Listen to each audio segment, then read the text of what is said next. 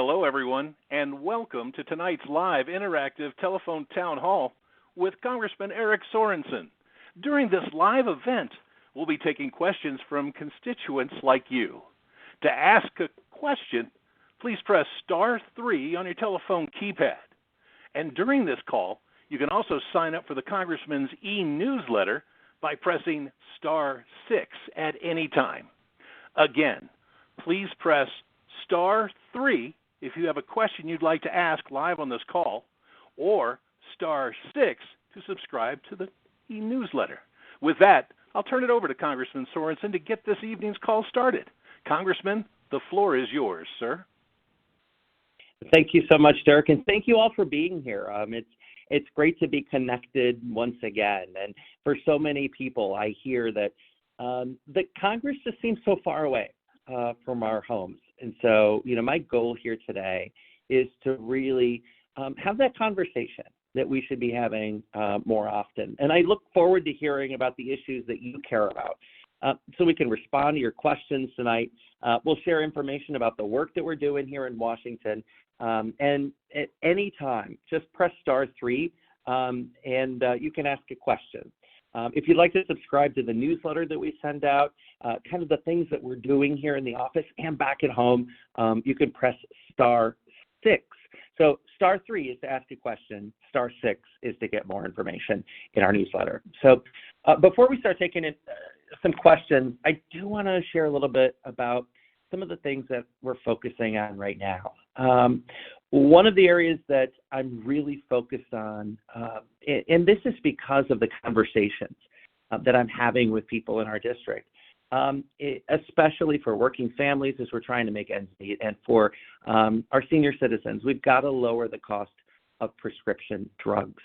And, I know this too frequently as well. Going to my pharmacy and questioning, why do the drug prices change all the time? And my pharmacist told me, she said, Eric, that's why we need you in Congress, because it doesn't make any sense. So I introduced the Stop Games Act, which fights back against the corporate greed of preventing corporations from slowing down the FDA approval process. We need to make sure that we're creating, affordable options that are generics. And all at the end, this is going to lower the cost for families and seniors in our state. And so before we go on to the next subject matter, I do want to remind you, press star 3 if you'd like to ask a question, press star 6 for our newsletter. Another thing that I hear from constituents, I think back to my childhood, how my mom and dad used to, let us out after school. And my mom and dad knew that if we were in the neighborhood or if we were in Atwood Park near Rockford, we were going to be safe. One thing that I want to make sure is no matter where our kids are growing up today, they're going to be safe. And that means that we've got to make sure that we're supporting our local law enforcement. And that's why I led over 40 members of Congress in urging House leadership to increase the funding for law enforcement in the upcoming budget. Recently, much to my dismay, the House Republicans, they passed a budget that actually strips law enforcement officers from the tools and even the personnel that they need to do their jobs. And a 23% reduction in local law enforcement agencies, I don't support that. We can't be cutting the funding to these agencies at a time when police officers maybe don't even have the tools and the resources to do their jobs. And so I thought back to where I grew up in Winnebago County, and I'm leading an effort to secure roughly $850,000 for a new state-of-the-art training center for police in Winnebago County.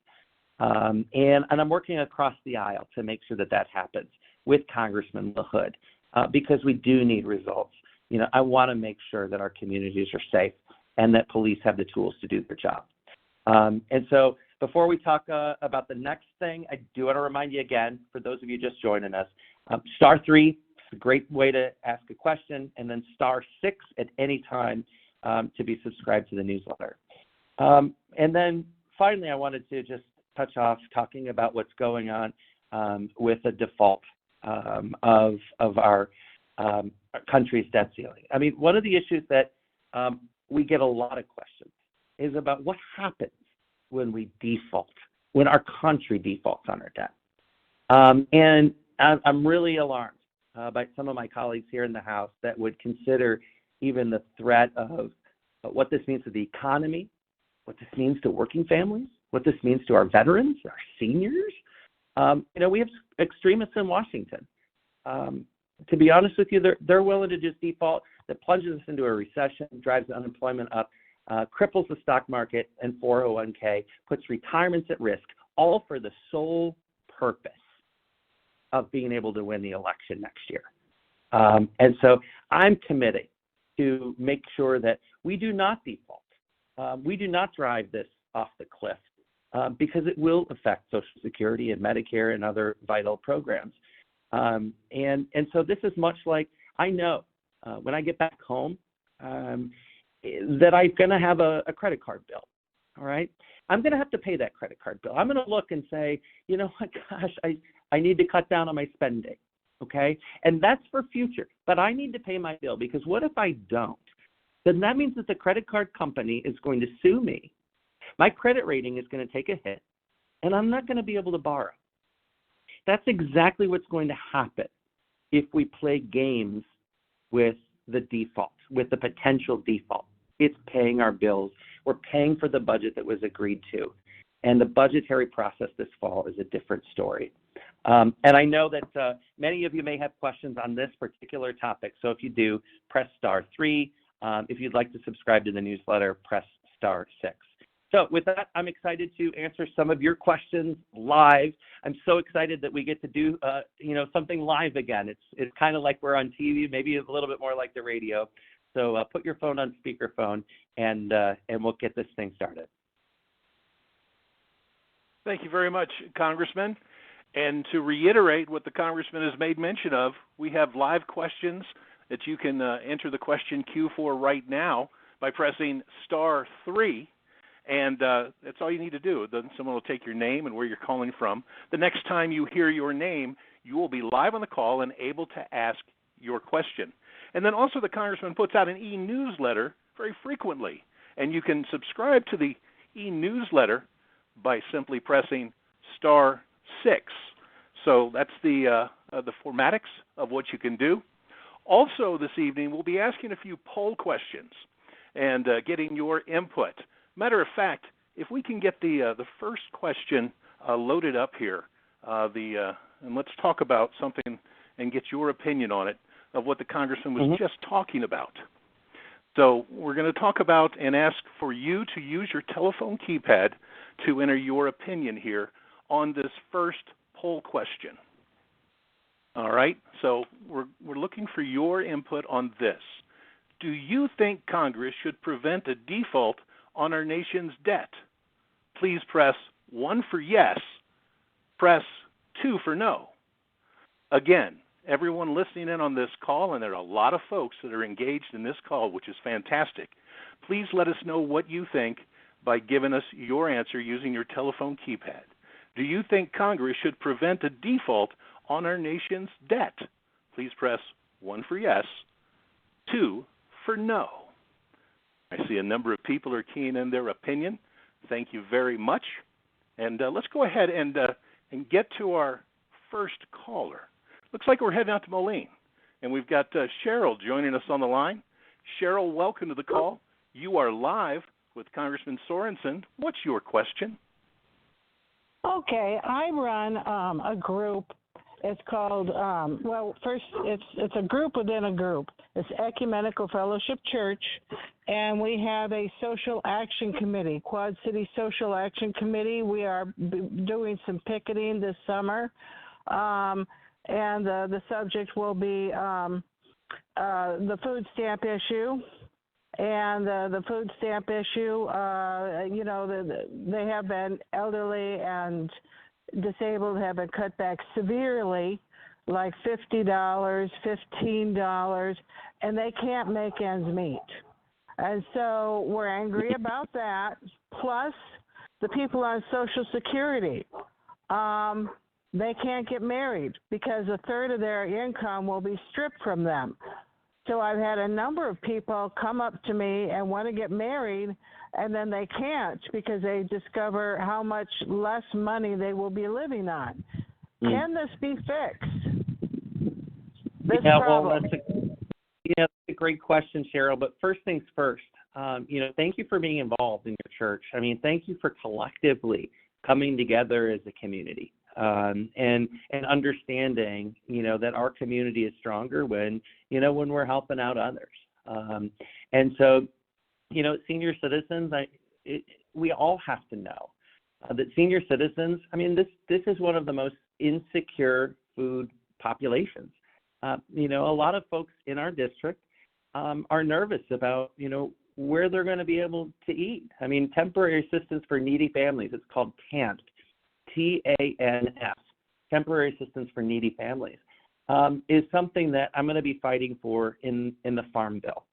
So to let you know a little bit more about it, Cheryl. So the upcoming Farm Bill, it lasts about 5 years. So every 5 years, Congress works on a Farm Bill. And that's why I'm on the Agriculture Committee, so that we can make sure that food assistance is there. Because 75% of the budget of the Farm Bill has to do with food security. And one of the things that I'm fighting for is that we don't make cuts to this, because this has a real impact on the seniors that you're talking about. We need to make sure that somebody is standing up for seniors, and that, when some of the, extremists on the other side of the aisle, when they say, hey, we've got to cut the funding, we need to have somebody that's going to say, no, we have to stand up. We have to say, we're not going to cut funding here, because it does affect the people in our district. So Cheryl, I'd love to know a little bit more about what you're doing at your church, and maybe in the next few weeks, I can pay a visit. So thank you for joining us, Cheryl. I really appreciate your question. All right, our next question comes from Wes in Canton. Wes, you're live with Congressman Sorensen. Go ahead with your question, please. Hi. Yeah, I'm glad that you're doing everything that you can. My question's real short. I'm just wondering what your plan is for the future on paying down the United States debt.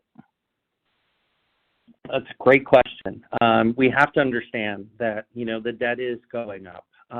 We also have to, one of the things that, I've learned here in Congress, and that I'm learning more as we go, is how much did this pandemic cost?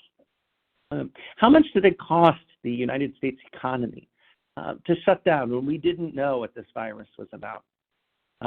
Before we could have the necessary precautions to get our economy back up and running. And so the federal government did spend a lot of money to be able to keep us going. But that also in turn meant that people, for a large part of the population, were able to eat, were able to survive if their jobs went away, that there was assistance there. And so that's not to say that we're not going to be responsible with spending, because, I believe that the federal government, that everything that the federal government does should be all about some sort of investment in the future. And so I'm really cognizant about what we pay in our taxes. What we pay in our taxes should be going to important things. It shouldn't be wasted.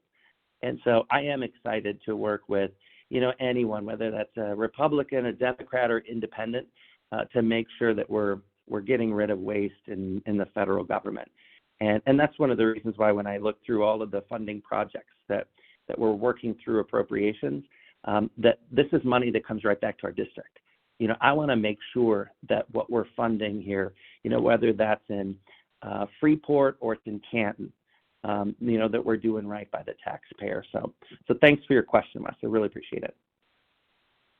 So as a quick reminder, the Congressman puts out an e-newsletter very often, and you can stay informed and in touch with what the Congressman is doing on your behalf by enrolling in that e-newsletter. You can do that simply by pressing *6 on your telephone keypad right now. Again, join the Congressman's e-newsletter by pressing *6 on your telephone keypad. Back to our next question. We've got Lauren joining us on the line. Lauren, welcome to the call. Please go ahead with your question.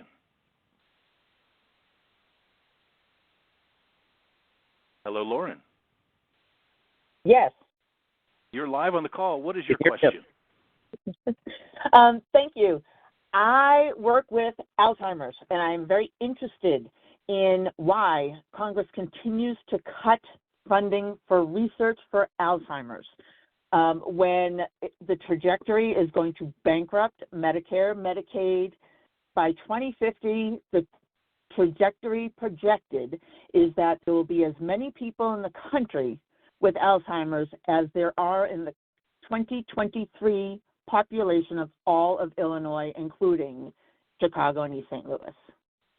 This is not okay. What is going to be done about that? And you're talking about the seniors, so you're right on track, but this is such a neglected population. Yeah, no, Lauren, I hear you, and thanks for your work. This hits home to me, Lauren, because my grandfather passed away from Alzheimer's, and I will never forget the last time that my grandpa remembered who I was.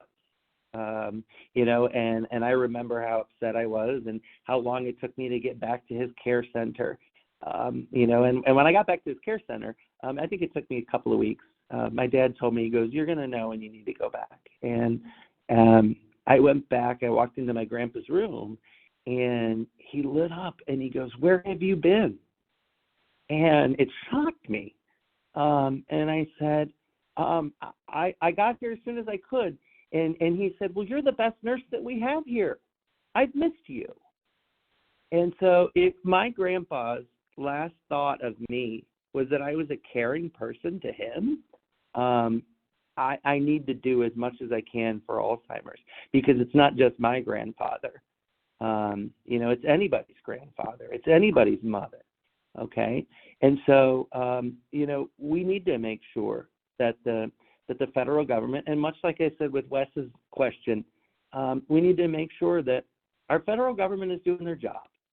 That when we pay our tax bill, that it is going to an investment in the next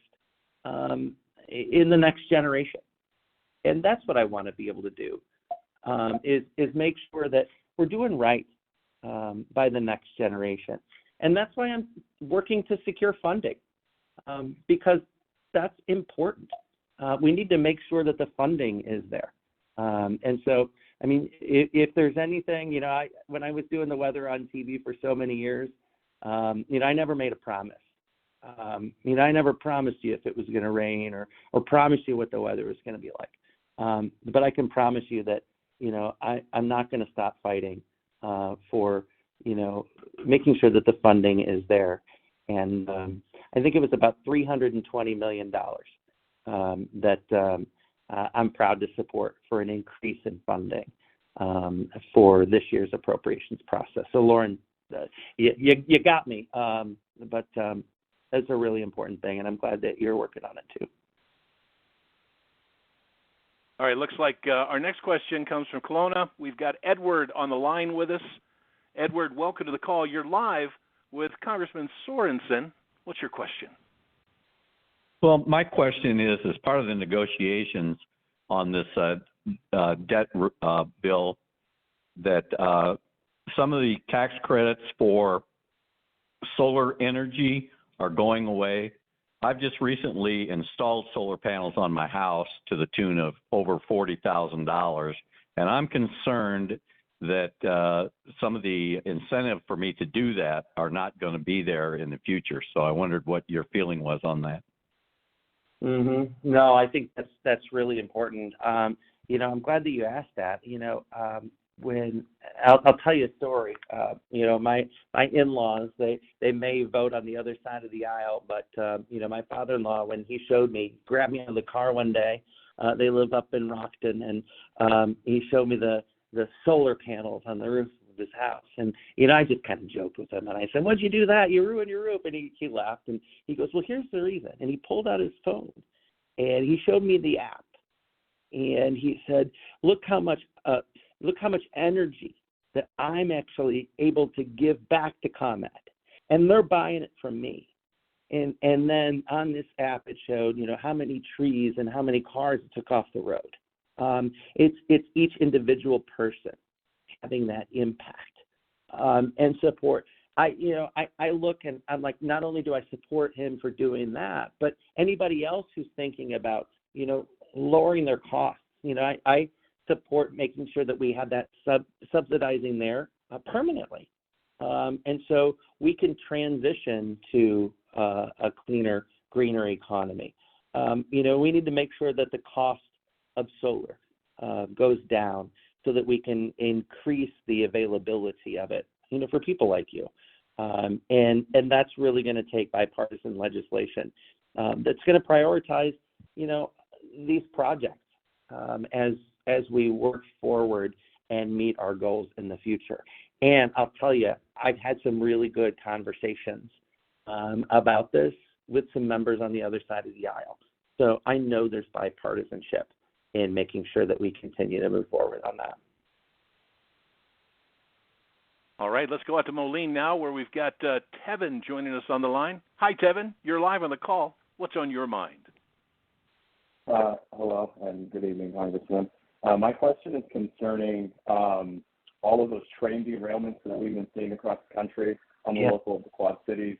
And ever since I saw that very first story pop up, I think it was that derailment in Ohio or somewhere, I live near this train tracks myself, and I've been seeing an absurd number of trains coming through this area. So what specifically is your office doing in conjunction or of your own authority to ensure that our railways in the QC area, and obviously for the whole state of Illinois, but in this area specifically because this is where I'm seeing it, what are we doing to ensure that those kinds of tragedies do not occur where we all live, potentially poisoning two states and destroying two, what I mean? There's a lot going on here. So what are we doing, to ensure the quality of our railways so that way that kind of stuff doesn't happen here, especially because, again, all that increased traffic. Right. Kevin, I think that's a great question. I mean, looking at what happened in East Palestine, Ohio, and understanding what were the causes of that, a couple of things came to mind. That train was put together, that consist, with too much weight in the back. It was literally two trains that were put together, and with an overheating bearing in one of the wheels. Nobody paid attention to that flag. When these trains go down the tracks, there are sensors on the track that look at the temperatures of the bearings in the wheels. And they could see that one was going up, that there was one train car that was going up. And if that continues to get hotter and hotter and hotter, it'll seize up, and that causes a derailment. And so I've been talking with members of Congress about making sure that we put more of these hotbox detectors, at a greater frequency, especially before and after a train goes through a town, right? We need to know if there's a problem with the train before it gets to a town. And knowing all of these things, I became a co-sponsor of the Derail Act here in Congress. And what that means is it's going to require companies to report when they're not only transporting hazardous materials, but they immediately report if one of those hazardous materials is involved in a derailment.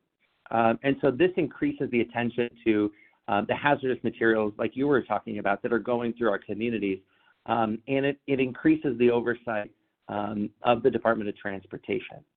And so I've also submitted a couple of community-funded projects, and these are projects that members of Congress can request to be included in the appropriations bill, so they receive direct money from the government.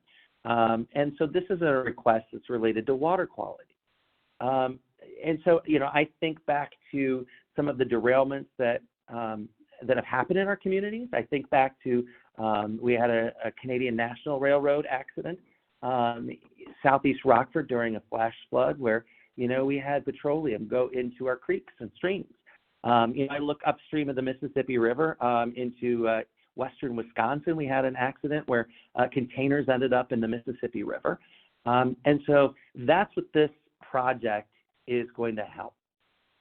It's also going to help making sure that, when these disasters happen, we know immediately the response, and we can get that response to, hopefully help people out. I think about trains a lot because when those gates come down, I know that that's a barometer of our local economy when we have a local train coming through town, but we need to make sure that everybody is safe regardless of how close that you are to those tracks. So before getting to our next caller, I'd like to remind everyone that you can stay connected with Congressman Sorensen by joining his e-newsletter. To subscribe, just press *6 on your telephone keypad. And with that, let's get to our next caller. We've got Darlene from Bloomington. Darlene, you're live with Congressman Sorensen. What's your question? I want to know what you're going to cut out of the budget so that the Republicans will make it easier to pass the budget and allow Congress to do some work. Right. And I think that's a great question, Darlene. We have to understand that the budget process and the debt ceiling are two completely different things. And so what's happening here is we have this fight going on, this partisan battle going on in Washington today over raising the debt ceiling. The debt ceiling has been raised dozens and dozens and dozens of times.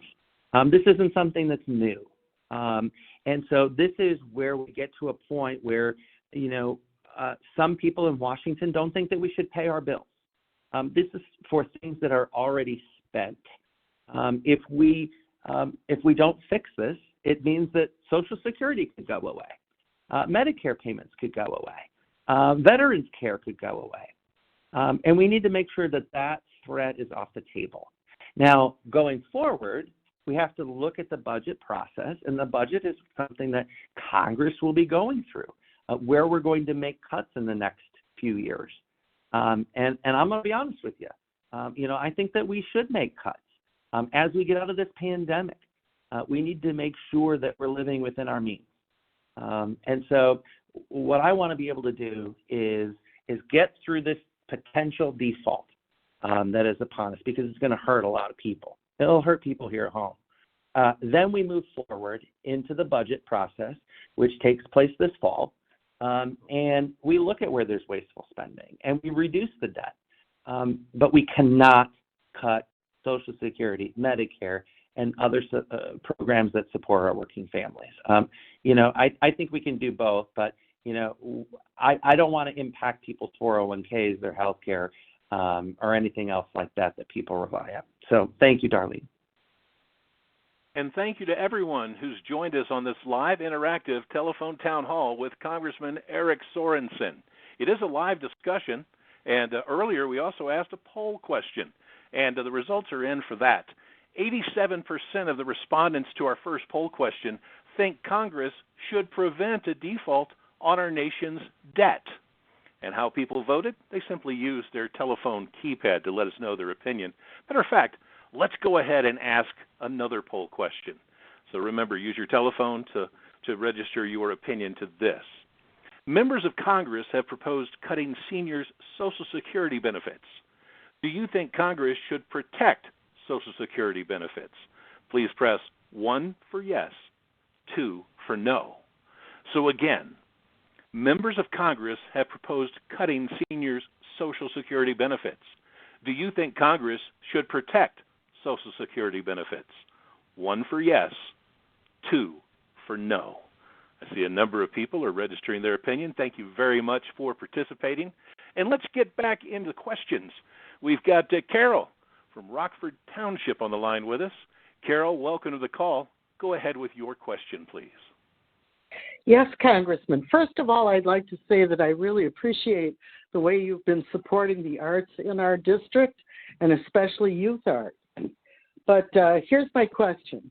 You serve on 2 congressional committees, and I'd like to know what one project that you are working on excites you the most, and how you plan to apply it to our district. Oh, that's a great question, Carol. And I think one of the things, I'm going to tell you a little story. So I'm the ranking member on the space subcommittee in science, and it's kind of a rare place to end up in your freshman year. Okay, I was able to bring an astronaut to our district, and so we went and went to a college, a high school, and a grade school. And Dr. Kate Rubins is her name. She's been on the International Space Station for 300 days. She was the first woman or I should say the first person to sequence DNA in space. And so one of the greatest things that I have is being able to inspire our kids. When we went to that second grade classroom, I was kind of I had to quickly answer a question that I didn't know what the answer was. It was the teacher when she said, "This is Mr. Eric. He's our congressman. He's going to explain what he does for us." And I can tell you all about what a meteorologist does, but I didn't have that planned. And so I said, "Well, boys and girls, I live about 5 blocks away from your school, but I work in Washington, D.C., in the United States Capitol, and my job is to make sure that you can do and be whomever you want to be when you grow up." And then I got to introduce the astronaut. But I've been thinking about that answer. And I didn't plan that answer, okay? But that's really the job of a congressman or a congresswoman.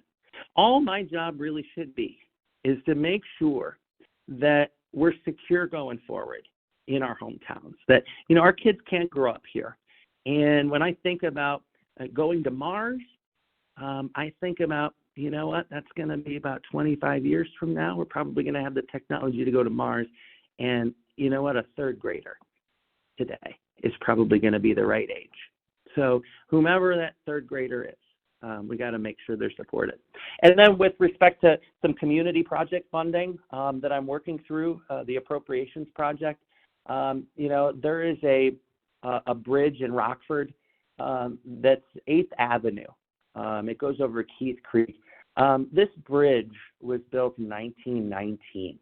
And so it has gotten so dilapidated that school buses can't go over that bridge anymore to get to the school. So I talked with Mayor McNamara in Rockford, and I said, you want to keep that school open? Then we need to make sure that the federal government knows that, we can make sure that we can fund that. And so it's replacing that bridge so that we can get the kids to that school right there on 8th Avenue in Rockford, because you just never know. Maybe that next astronaut that we need is going to that school. We got to make sure that the school bus can go over that bridge. All right, let's head out to Rockford now. We've got Mimi joining us on the line. Hi, Mimi. You're live on the call. What's your question? Well, hi there. Thanks, Eric. I'm so happy to be on your call. I'm so pleased that you were elected, and I proudly cast my vote for you. I'm so happy that you're from this area. I, however, am not. I sort of rally from Evanston, and so transplanted out here. I work for a very large logistics company that is currently going through some pretty heavy negotiations, labor negotiations. And it's occurring every day in Washington, D.C. And I'm just curious, how you feel about all of these really hardworking people out here in Rockford, one of the largest employers in Rockford, second largest airport for the company in the country. And it's a huge issue for me personally, though I am currently a management person. Don't represent Teamsters, but I'm curious as to, if you're aware of what's happening and if you're involved in what's happening and where you fall and what's happening. Right. That's a great question, Mimi. And, I'm glad that you're calling from Rockford. I'm proud that Rockford's my hometown. I think about this a lot. I probably wouldn't be in Congress if I wasn't able to represent my hometown, if I wasn't able to live in Moline where I bought my first house, and if I wasn't able to represent Peoria, the city where my mom and dad met and had their first house. But as far as this goes, I'm proud to be a co-sponsor here in Congress of the PRO Act, which gives people the right to organize. And what this does is it strengthens unions and gives people the ability to collectively bargain. But with respect to this particular instance, I don't want to get into the specifics too much, Mimi, but I am a strong supporter of the interests of our workers. And I've long supported our labor union members throughout the district. And I will say that, having a strong and skilled labor workforce is the reason why we've got big companies that are looking at us. They're looking at coming to Illinois because we've got the workers that they're going to need. But we need to make sure that not only are we supporting these companies as they come, that these companies are then treating their workers fairly and giving them a right to bargain and collectively bargain for benefits and good pay. And so I'll be working on that, as we go through, as long as I'm allowed to be in Congress by the people that vote me in here. I'm going to fight for our working families. So now is the time to get enrolled in the Congressman's e-newsletter, and it's real easy to do during this call. All you have to do is press *6 on your telephone keypad, and we'll get you signed up to receive the Congressman's e-newsletter. So again, press *6 to get enrolled. Next up, we're up to Morrison. We've got Gail on the line with us. Gail, you're live with Congressman Sorensen. What's your question? Hi, Congressman. I just want to know, I'm a veteran, and I would like to know what the government is doing to make sure that the veterans continue having good health and good mental health,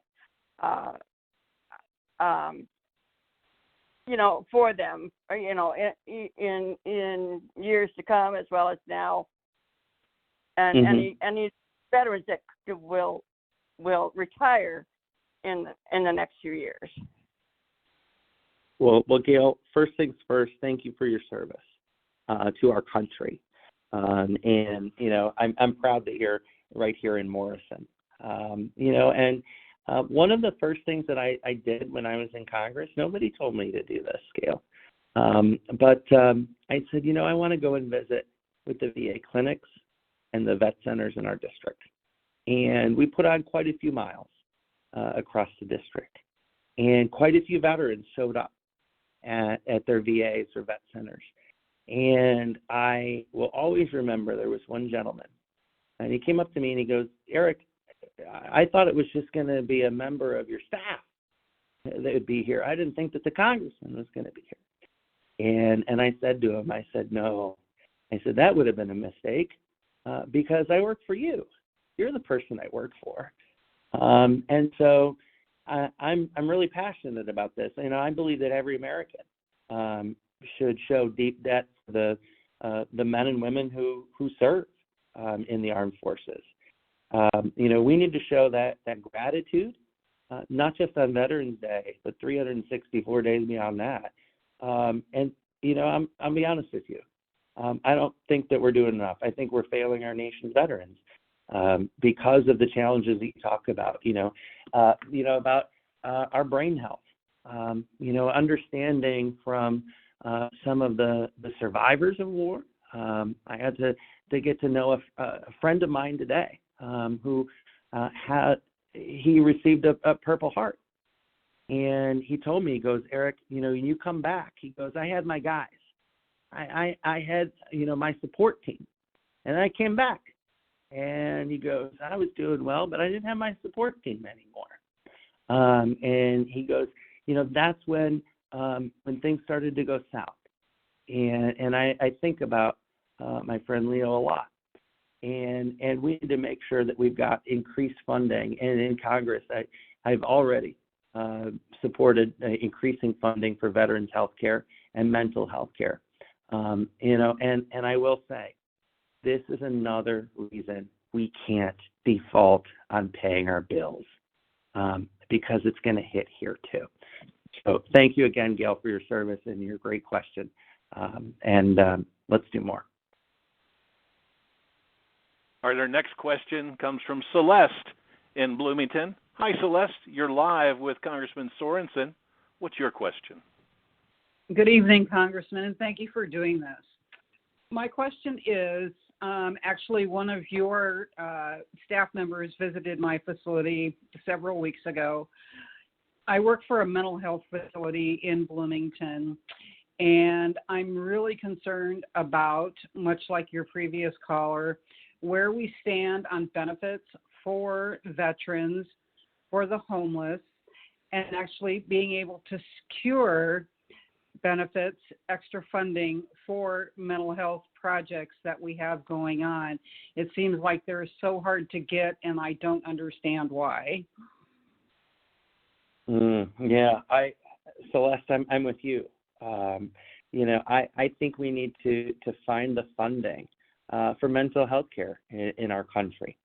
I look at a lot of what goes on with gun violence, and I hear, when people make this argument that, well, we need better mental health care. But those are the people that don't want better mental health care. They're trying to push back against it. Last year, Congress passed legislation that increases availability to mental health services. We have the 988 program, which is similar to 911. And I hope people understand that they can use that at any time. That Suicide and Crisis Lifeline, it's there 24/7 and it's free. And so that means that people will always have that ability to call, chat, or text. And I'll tell you, as I mentioned to Gail, as a member of Congress, I'm going to continue to fight to make sure that we have the right funding and that people have access to good quality health care, whether that's for mental health care, whether that's for, a long-term illness. And we have to make sure also that there's increased access, especially in a district like ours, where, we've got 4 major cities and they're connected by rural areas. We need to make sure that there's rural mental health care as well, so that it's not just for folks in Rockford, the Quad Cities, Peoria, or Bloomington Normal. That care is there as well, in places like, Canton and Galesburg and Freeport too. So our next question looks like it's coming from the mayor of Rock Island. We've got Mayor Mike on the line with us now. Mayor, welcome to the call. Go ahead with your question for Congressman Sorensen. You bet. Thank you, and it's a pleasure to be on here. Eric, my question is ARPA money. The federal government put out the COVID ARPA money, and that money went directly to each city, and especially home-ruled cities, but the other went through a different program. And it worked, I feel, worked quite well versus going through the states. A lot of times federal funding goes from the federal government to states. The states then, especially Illinois, I should say, Illinois, adds other caveats to it or hooks to it, and also sometimes takes a piece of the pie. Is there any way we could try to get more money going directly from the feds to the cities? Right. Congress right now is working on appropriations as we speak. In fact, I just had a conversation on the floor of the House with Congresswoman Rosa DeLauro, who is the ranking member in Approps. And so she said the process is going through and that they hope to have some answers here in the next few weeks. And so, I was honored to submit 15 different projects for consideration. And the projects are, for all different sorts of things, but also the projects that Rock Island needs. If we can't get these through in the appropriations process, one of the things that, having a good relationship and a good working relationship with both Senator Durbin and Senator Duckworth, if we can't get this through on the House side, that we've got good champions for the Quad Cities and for Rock Island, on the other side of the Capitol. And so we're going to work to make sure that that's there. So, I think this is a great way to send funding right to our communities, right as we need it. And there in Rock Island, I submitted that excellent project request for Rock Island, one to update, one of the intersections, on the Southwestern Beltway, to make sure that it's safe for people on bikes and motorcycles and drivers. And, the funding is going to ensure that, we're making safe transportation there, but it's also making sure that, you're going to have a fighter in me, as we find the different sources for funding. So I appreciate you, Mayor. I appreciate your service to Rock Island and the Quad Cities, and I look forward to talking with you and finding solutions there. So as another reminder, if you've got a question that you'd like to ask live on the call, right now you need to press *3 to enter the question queue. Again, if you've got a question you'd like to ask your congressman, please press *3 to enter the question queue. Next, we're heading out to Mendota, where we've got Katie on the line with us. Hi, Katie. You're live with Congressman Sorensen. What's on your mind? Hi. Thank you for taking my call. Okay, I might have to give a little explanation here. I'm a lifelong resident of Illinois. I own my own dental lab and specialize in dentures. Also, we see a need, for patients who need quality dentures. Right now, the current protocol is that a patient sees a dentist, the dentist sends it to a lab. I am also part of an association in Illinois who is working with Representative Lance Yednock on a House bill to amend the Illinois Dental Practice Act to include the profession of denturism. Over the years, the past couple decades, the dental schools in the United States have been cutting curriculum for removable prosthetics, meaning dentures and partial, for dental schools.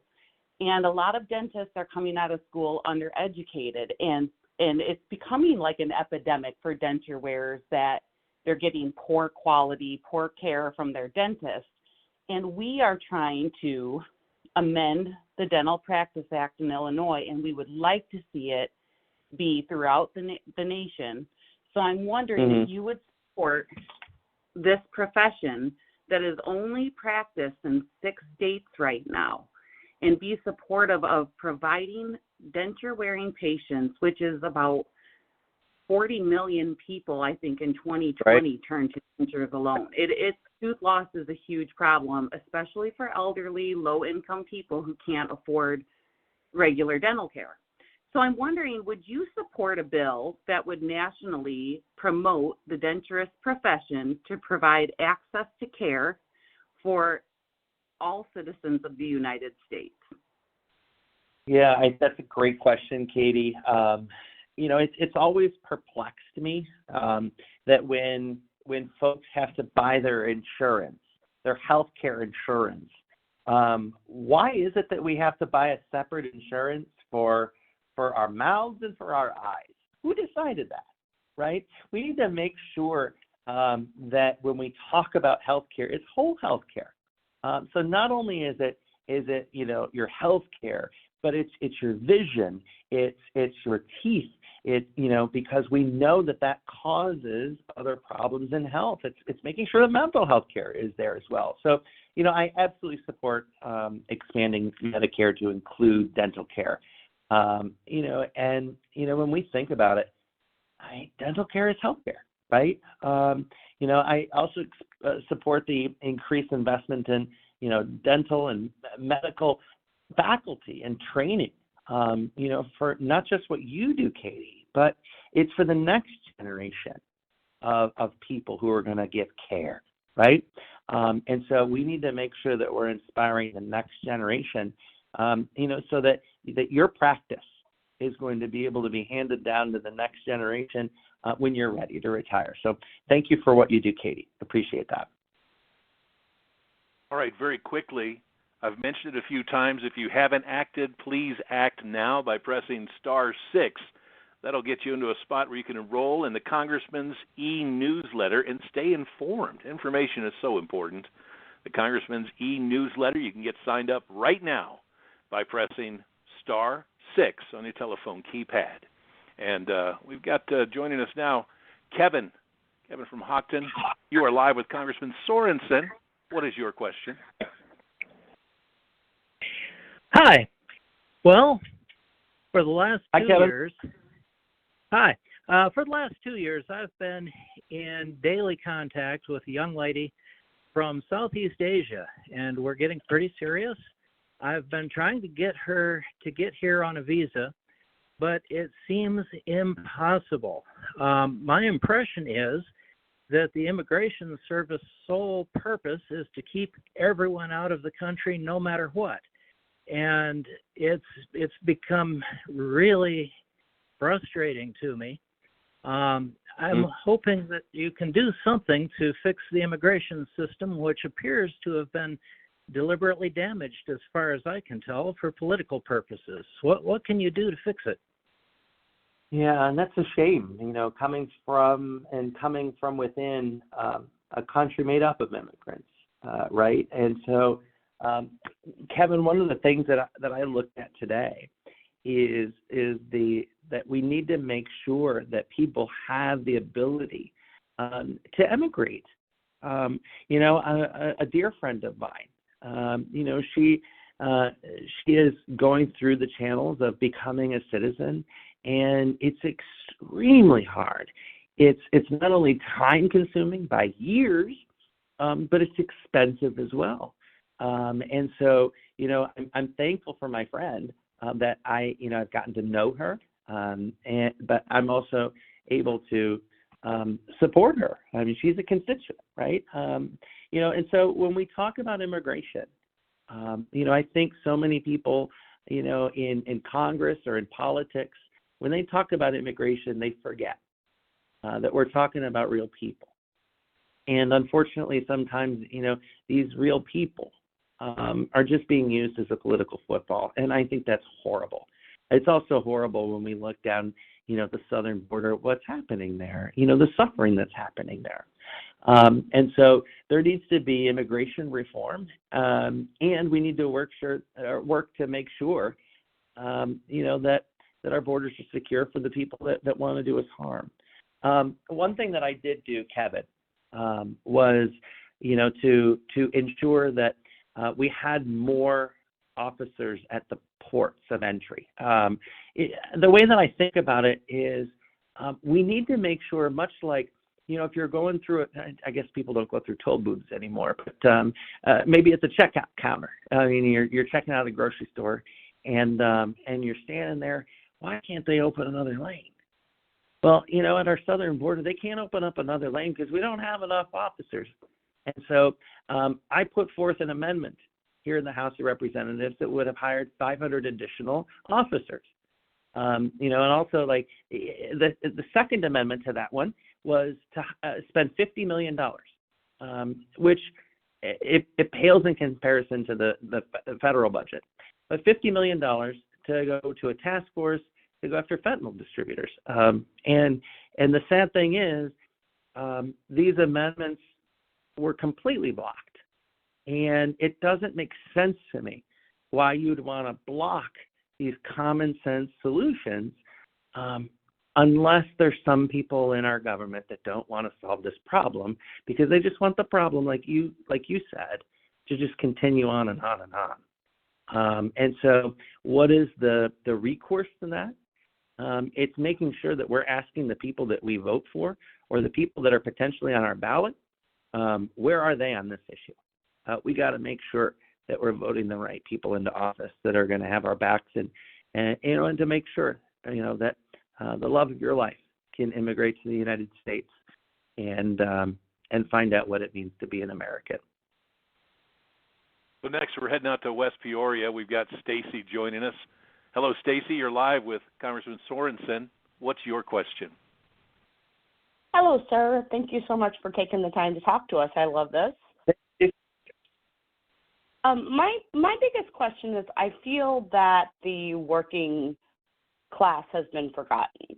Every time I listen to anything political, it's, oh, we're going to help with Medicare benefits or the low income to get more. I have college degrees. I work. I am literally spending every dime I have to pay for medical benefits because I don't get any public assistance. I'm going to food pantries on my days off to feed my son because I'm a type 1 diabetic, a working mom. I feel that we've been forgotten, and I want to know what you are going to do, if you can, to help us, because we seem to be the forgotten class. Yeah, no, I hear you, Stacey. I mean, it certainly is hard. I mean, I'm going to tell you that, before, I was elected to Congress, I struggled every month to pay my bills and, and take care of those bills, but it's also the fact that the cost of everything has gone up, right? I mean, I look at, what it takes to fill up, a tank of gas and fill up a grocery cart these days. I'm like, I think in middle America, our barometer for how well, things are going, I mean, we look at a gallon of gas and a dozen eggs, right? But we've got to bring the costs out. Just for gas, I mean, one of the things that I'm supporting in Congress is that we have, ethanol that's available year-round. It's this E15, and we got to make sure that that's going to bring down the cost of a gallon of gas. Additionally, as a member of the House Ag Committee, I'm advocating for protecting SNAP and TANF. These are things that are so important. But here in the middle class, it's making sure that there's opportunities. I want to make sure that, whether you're in Peoria or you're up the road in Knoxville or down in Canton, that there's opportunities here. Because when you think about what we can do here in our part of the world, where, you can buy a home with a family in most of our cities, and your mortgage is going to be $900 a month. I know that because that's mine. And we have, great quality of life here. What I want to be able to see is more opportunities for the middle class. If we strengthen the middle class, it's going to make our communities stronger. And you know what? In the end, we're going to see the population signs on our communities and our small towns go up. And so we need to make sure that we're doing the best that we can. And I'll go back to, being in Congress, we have the power of the purse. It's making sure that every dollar of tax money that you pay, that it turns around and it is invested back into our community. And that's what I'm striving for here. All right, looking at the clock, we are running up against the time for this call, but I'm going to try and sneak in, Congressman, 2 more questions. And our first one's coming from Michael in Silvis. Michael, what's on your mind this evening? Hi, I'm curious about controlling medication costs and availability. So I've had to go to multiple pharmacies just to get a prescription for my daughter. And so are there things we're working on to help control those availability and costs? Yeah, well, Michael, thanks for that question, and I hope your daughter's all right. One of the things that we've got to be able to do is remain focused on lowering the cost of prescription drugs. Whether this is for someone with diabetes or, somebody with a chronic migraine. We've got to make sure that the cost, it's doable for people in our communities. Because let's just be honest, we've got some folks in our communities that, are choosing whether or not they pay for, their prescription drugs or they keep the lights on. And I know that because I've heard from people in central and northwestern Illinois. In fact, one gentleman comes to mind, and this is last year. He said, "Eric, I need your help." And this was before I was in Congress. I said, "Well, what do you need?" And he goes, "Eric, I pay more for my prescriptions at CVS than I pay for my rent." And that's wrong. And so, when we have our neighbors that are struggling, Big Pharma is out there blocking competitors from offering generics. That's wrong. And so I introduced the Stop Games Act, which fights back against these big corporations, that are trying to slow down the FDA approval process and keep the profits up for them. And it's making sure that we follow through on what we do. And I want to continue to fight in this direction. I want to continue until we come up with a solution. I think back to my 5th grade math teacher. It doesn't so much matter if we come up with we come up with the right answer. Mrs. Powell at St. Anne's on 11th Street in Rockford, Illinois. She said, "Eric, you got the right answer, but you got to show me your work."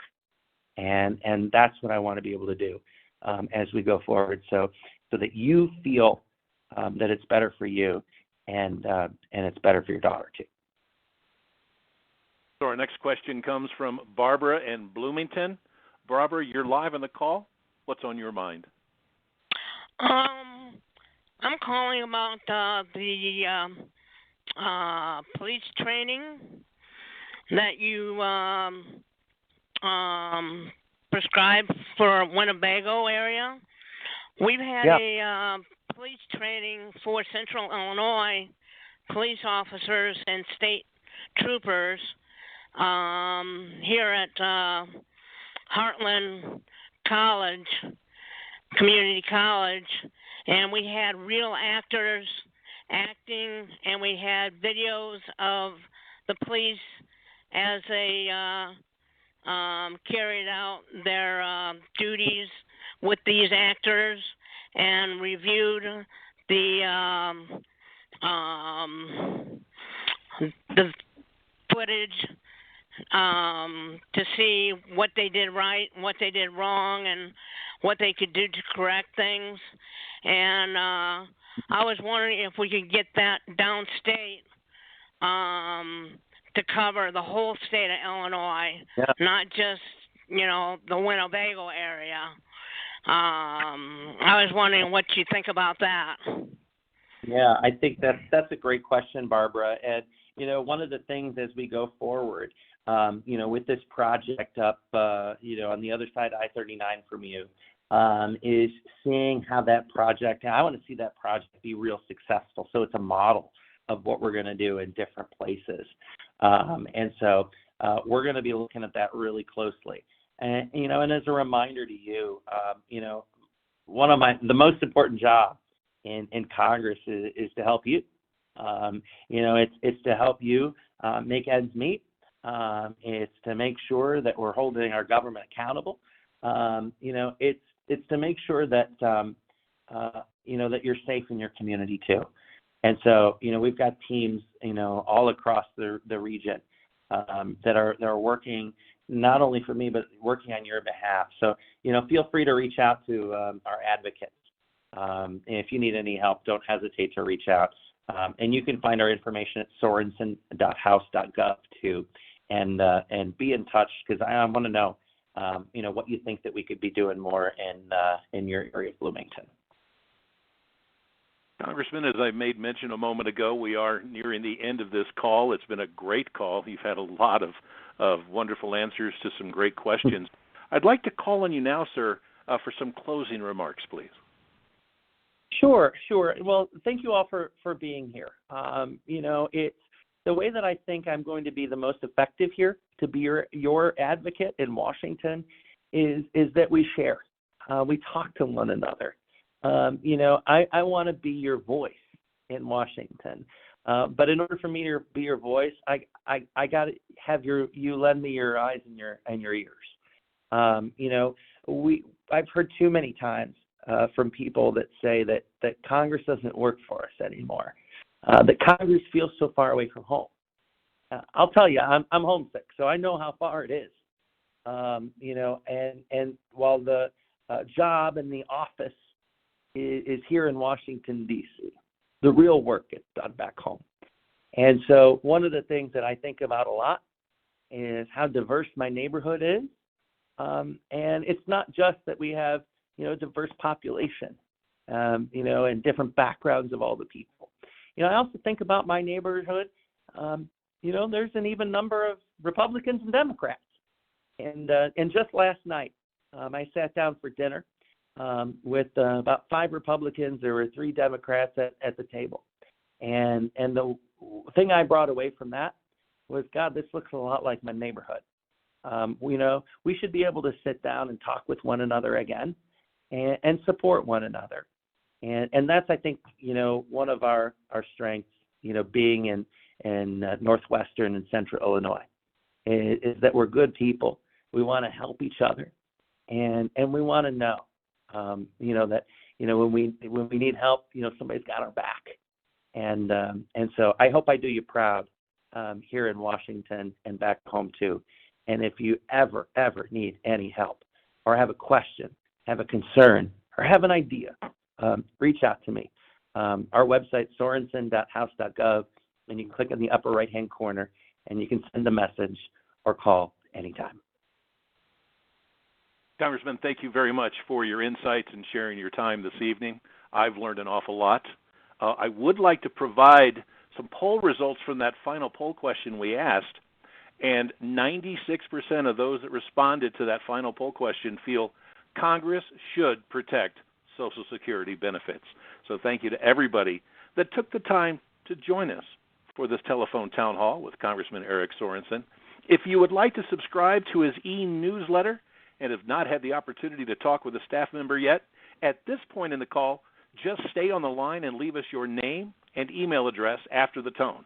Again, right after the tone, give us your name and email address, and we'll get you enrolled in the Congressman's e-newsletter. Thanks again for taking the time to participate. We hope you stay healthy and safe, and have a great night.